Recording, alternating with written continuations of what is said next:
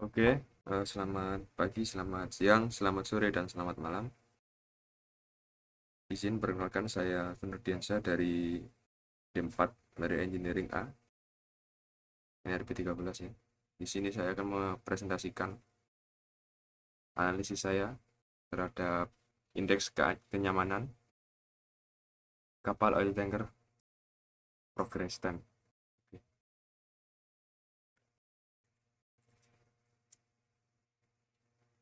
Urgency analisis motion sickness incidence itu di sini jelaskan bahwa kapal Progress 10 beroperasi di perairan dinamis. Gerakan asilasi kapal menuju laut atau sea sickness diukur dengan MSI. Analisis MSI krusial untuk keselamatan dan keberlanjutan operasi. Dan di bawahnya ada 3 poin ya. Poin pertama adalah mencegah hilangnya kendali, yaitu mampu laut, mengurangi kemampuan awak mengendalikan kapal, berisiko kecelakaan fatal ya. Poin kedua adalah pemenuhan kualitas, yaitu dikatakan bahwa kapal harus sea kindly atau nyaman agar berfungsi optimal, bukan hanya seaworthy atau layak untuk berlaut. Selanjutnya ada poin ketiga ya, minimalisasi risiko. MSI yang tinggi menyebabkan downtime. Downtime itu sendiri adalah kegagalan operasi ya. Dan simulasi ini adalah mencegah risiko tersebut. Oke, lanjut. Untuk tujuan penelitian ya dibagi menjadi 3 poin. Poin pertama adalah analisis tingkat kenyamanan, yaitu dengan menghitung MSI di pub deck, main deck, dan main engine room, dan membandingkan dengan standar untuk kelayakan operasi. Poin kedua adalah evaluasi batas operasional, menentukan tinggi gelombang signifikan atau bisa disebut HS ya, maksimum untuk operasi aman tanpa mabuk laut, meminimalkan risiko hilangnya kendali. Dan poin ketiga adalah strategi mitigasi operasional, yaitu menganalisis pengaruh kecepatan dinas 80% versus 100%, dan menentukan arah gelombang terhadap MSI untuk merekomendasi nahkoda.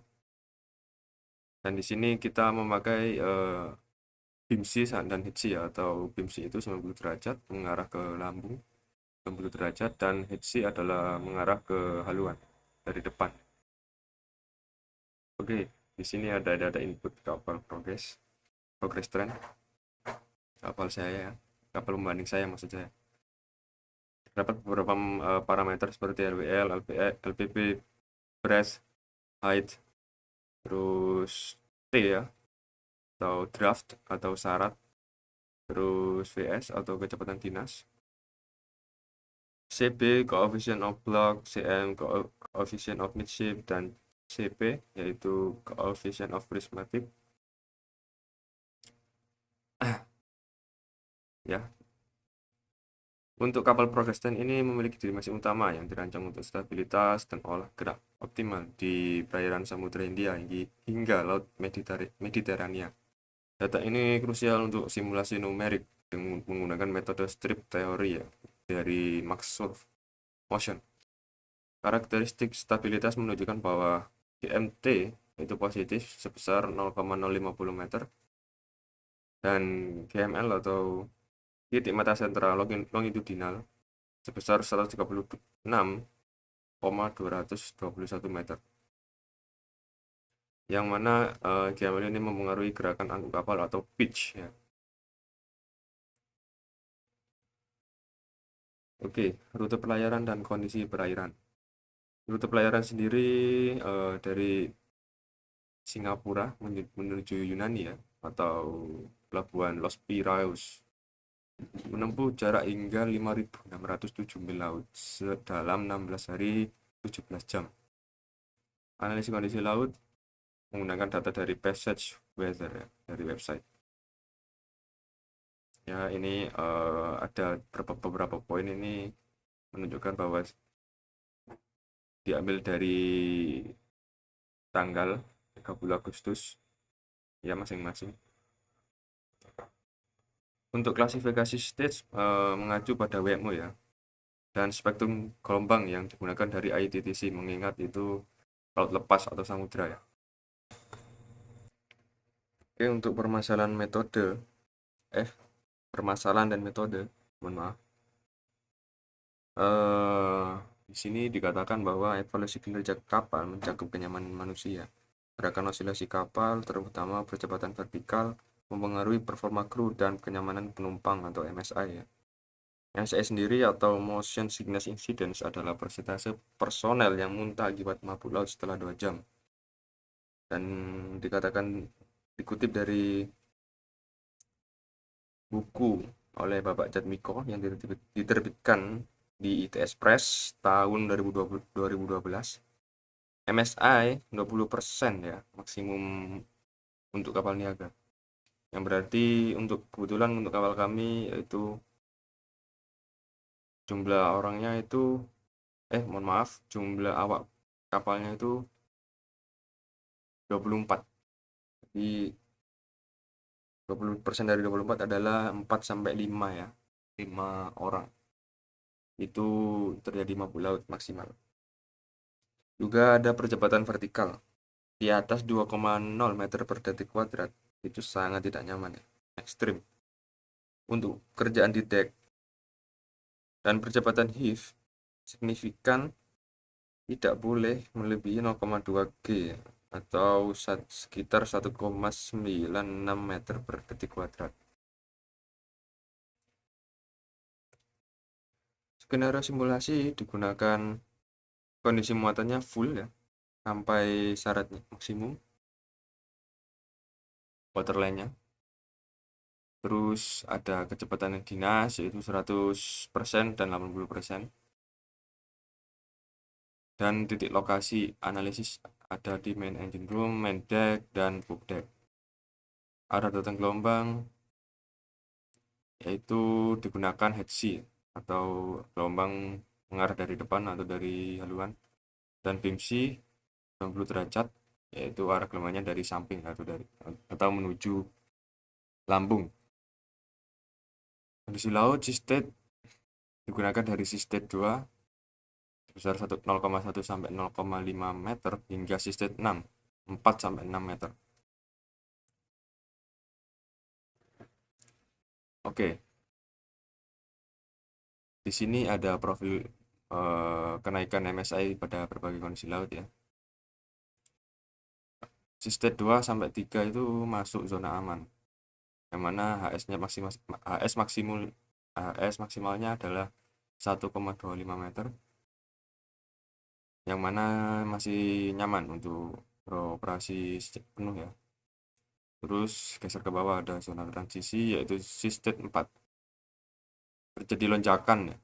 MSI mencapai 22%, yang mana HS-nya itu sampai 2 meter. Yang mana di zona transisi membuat kenyamanan penumpang mulai terganggu.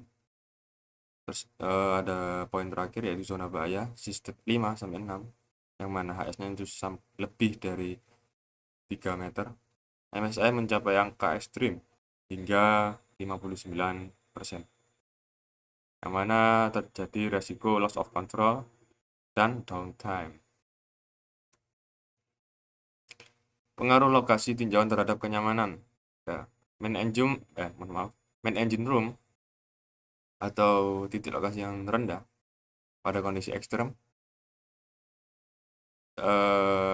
bisa mencapai MSI-nya bisa mencapai 55,8% karena dekat dengan COG ya, center of gravity. Terus ada di main deck dan poop deck yang mana tinggi daripada COG itu bisa mencapai 59,1% karena posisi tinggi memperbesar efek lengan momen dari gerakan rolling atau pitching. Dan dari hal tersebut bisa diimplikasikan bahwa aktivitas kru saat cuaca buruk sebaiknya dipusatkan di area bawah kamar mesin atau main deck.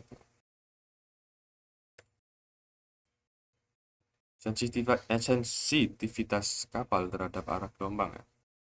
Beam sis atau 90 derajat versus head sis 180 derajat. Kapal terbukti rentan terhadap ombak samping ya, daripada ombak depan ya, atau head sis.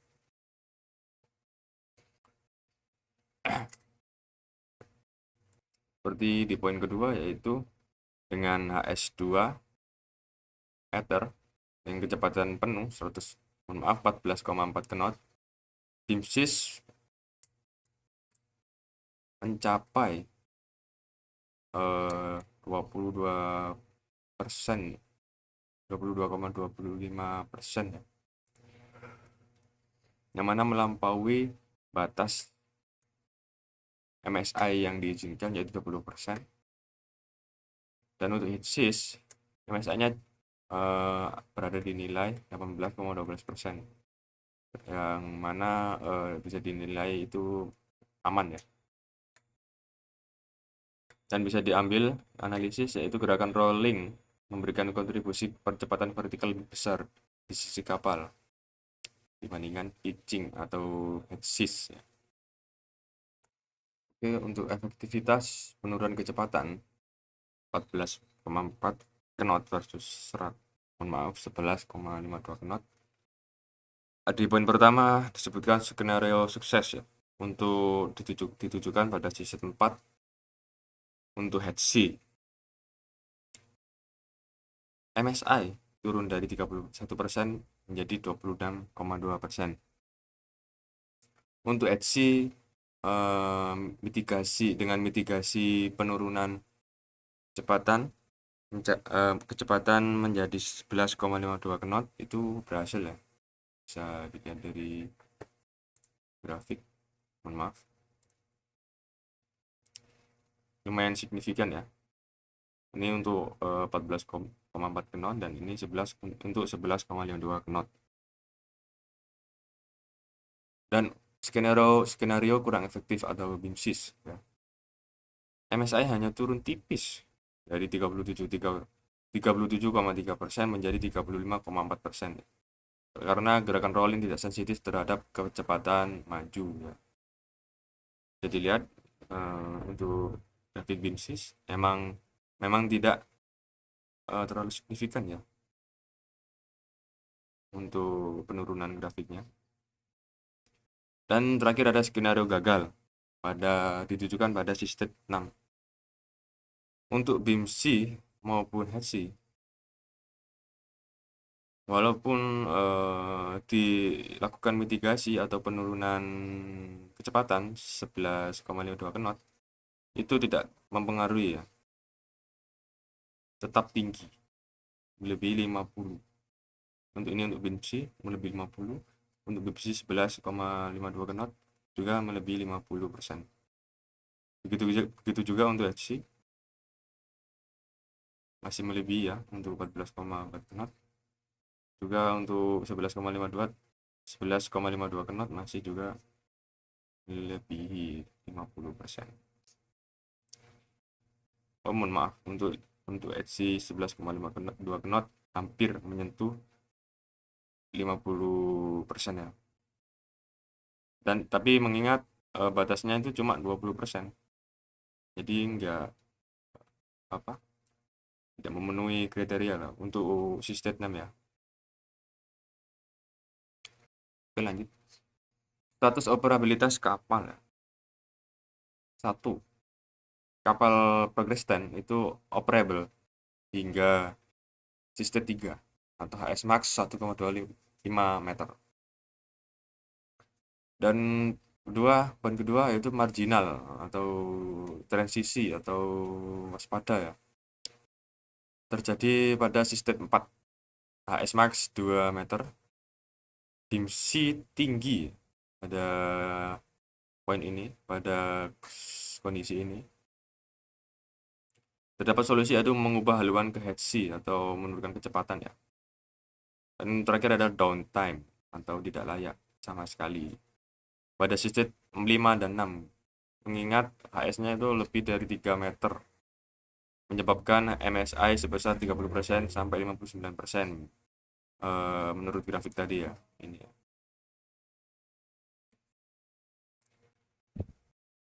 Yang mana solusinya wajib berlindung, sheltering atau menghindari badai atau